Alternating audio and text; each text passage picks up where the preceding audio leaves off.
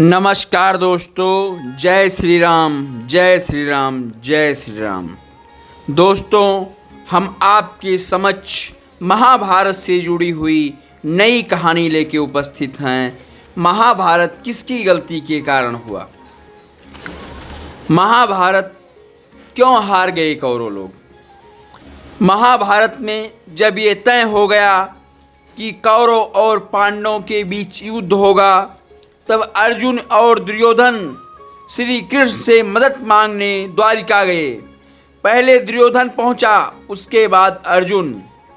उस समय श्री कृष्ण सो रहे थे, इसीलिए दोनों उनके जागने की प्रतीक्षा करने लगे।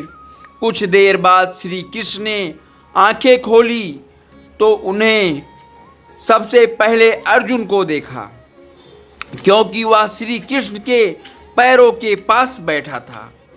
दुर्योधन पर श्री कृष्ण की नजर नहीं पड़ी, क्योंकि वह सिर के पास खड़ा था। अर्जुन ने श्री कृष्ण से कहा कि वासुदेव, मैं आपसे युद्ध के लिए मदद मांगने आया हूँ। तभी दुर्योधन ने भी कहा कि कृष्ण, मैं भी आया हूँ और मैं अर्जुन से पहले आपसे मदद मांगने आया हूँ, इसीलिए पहले आपको मेरी मदद करनी पड़ेगी। श्री कृष्ण ने कहा, पहले मैं अर्जुन को देखा, लेकिन तुम यहाँ पहले आए हो। अब मुझे दोनों की ही मदद करनी होगी। अब मेरे पास तुम दोनों के लिए दो विकल्प है। एक तरफ मैं रहूँगा और दूसरी तरफ मेरी पूरी नारायणी सेना।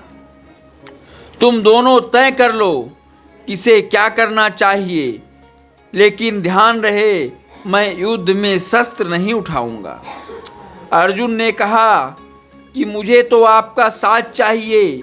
ये सुनते ही दुर्योधन प्रसन्न हो गया, क्योंकि उसे नारायणी सेना चाहिए थी। उस समय नारायणी सेना सबसे घातक सेना मानी जाती थी। श्री कृष्ण ने दोनों की इच्छा अनुसार मदद करने के लिए सहमति दे दी। दुर्योधन ने गलती कर दी।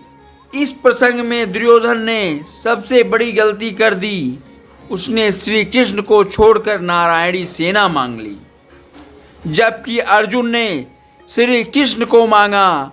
अर्जुन ये जानता था कि जहाँ भगवान होंगे जीत वहीं होगी, जबकि दुर्योधन को ये बात समझ नहीं सका।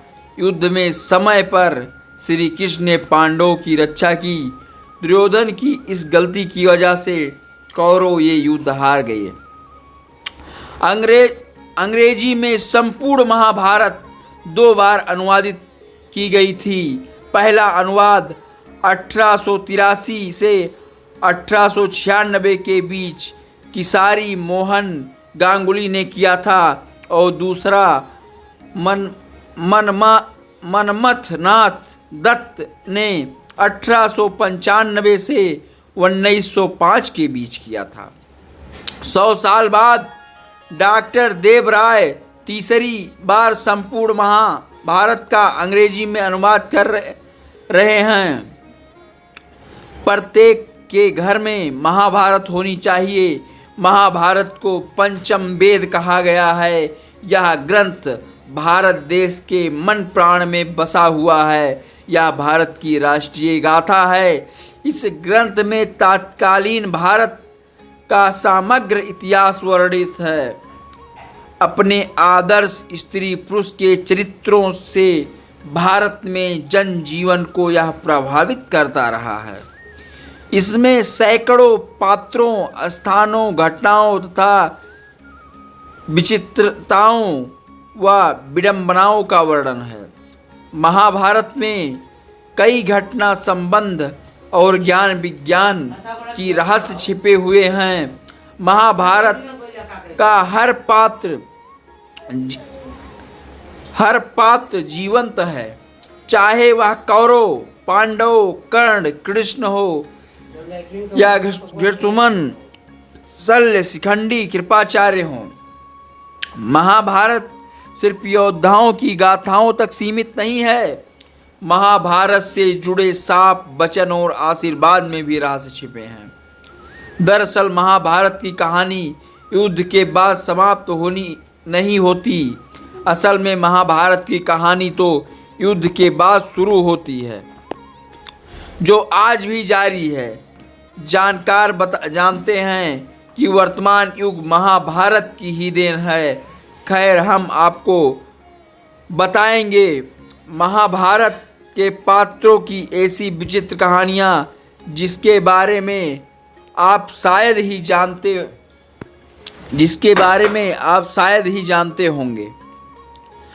हमने महाभारत से अलग दूसरे ग्रंथों से भी संग्रहित की है। पांडु की कथा। महाभारत के आदि पर्व के अनुसार एक दिन राजा पांडु अखेट के लिए निकलते हैं। जंगल में दूसरे से देखने पर उनको एक हिरण दिखाई देता है। वह उसे एक तीर से मार देते हैं। वह हिरण एक ऋषि निकलते हैं, तो अपनी पत्नी के साथ मैराथन थे। वह ऋषि मरते वक्त पांडु को श्राप देते हैं कि तुम भी मेरी तरह मरोगे जब तुम घूम रहे होगे। इस शाप के भय से पांडु अपना राज्य अपने भाई धृतराष्ट्र को सौंपकर अपनी पत्नी कुंती और भाद्री के साथ जंगल चले जाते हैं। जंगल में वे सन्यासियों का जीवन जीने लगते हैं, लेकिन पांडु इस बात से दुखी रहते हैं कि उनकी कोई संतान नहीं है और वे कुंती को समझाने का प्रयत्न करते हैं कि उसे किसी ऋषि के साथ समागम करके संतान उत्पन्न करनी चाहिए। कुंती पर पुरुष के साथ नहीं होना चाहती, तो पांडु उसे यह कथा सुनाते हैं। प्राचीन में स्त्रियां स्वतंत्र थी और वे जिसके साथ चाहें उसके साथ समागम कर सकती थी, जैसे पशु पक्षी करते हैं। केवल ऋतुकाल में पत्नी केवल पति के साथ, अन्य कथा वह स्वतंत्र है। यह धर्म था जो नारियों का पक्ष करता था और सभी इसका पालन करते थे। एक उज्ज्वलक नाम के प्रसिद्ध मुनि थे, जिनका श्वेत केतु नाम का एक पुत्र था। जब वह श्वेत केतु अपने माता पिता के साथ बैठे थे, एक ब्राह्मण आया और श्वेत केतु की माँ का हाथ पकड़कर बोला, आओ चलें। अपनी माँ को इस तरह जाते हुए देखकर श्वेत केतु बहुत क्रुद्ध हुआ, किंतु पिता ने उसको समझाया कि नियम के अनुसार स्त्रियां गायों की तरह स्वतंत्र हैं। एक रहस्यमयी व्यक्ति शिखंडी की कथा सुना। शिखंडी का नाम सभी ने सुना होगा। शिखंडी को उसके पिता द्रुपद ने पुरुष की तरह पाला था। वह स्वाभाविक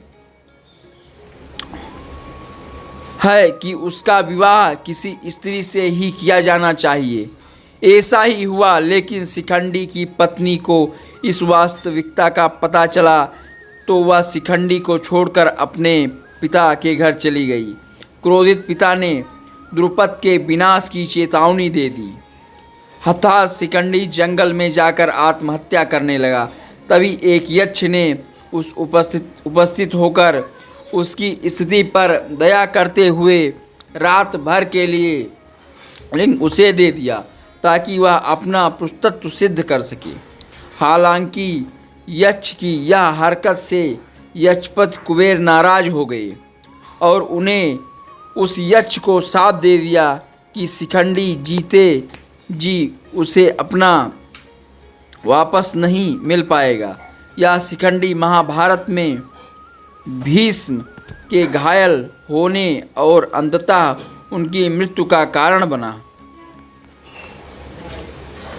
दरअसल शिखंडी पिछले जन्म में अम्बा नामक राजकुमारी था, जिसकी 2 बहन के साथ भीष्म ने अपहरण कर लिया था। भीष्म इन बहनों की शादी शारीरिक रूप से अक्षम अपने अनुज विचित्रवीर्य से कराना चाहते थे। अम्बा ने भीष्म को बताया कि उनका प्रेमी है और प्रार्थना की कि उसे मुक्त कर दे। भीष्म ने उसे मुक्त कर दिया, लेकिन उसके प्रेमी ने उसे अपनाने से मना कर दिया और उसे वापस विचित्रवीर के पास लौटना पड़ा। लेकिन विचित्रवीर ने भी उसे अस्वीकार कर दिया। तब अम्बा ने भीष्म के सामने विवाह का निवेदन रखा, लेकिन उन्होंने तो आजीवन ब्रह्मचारी रहने का व्रत लिया था। अंततः अम्बा ने परशुराम से न्याय की गुहार की। परशुराम ने भीष्म से युद्ध किया, लेकिन परशुराम को निराश ही हाथ लगी। तब निराश अम्बा ने शिव की आराधना की और यह वरदान मांगा कि इच्छा मृत्यु पर पाए भीष्म की मृत्यु का कारण वही बने। शिव ने कहा कि यह अगले जन्म में ही संभव हो सकेगा। अम्बा तब मृत्यु को वर्ण कर लेती है। मित्रों, कैसा आपको लगा कहानी महाभारत की? अगर अच्छी लगी है तो चैनल को जरूर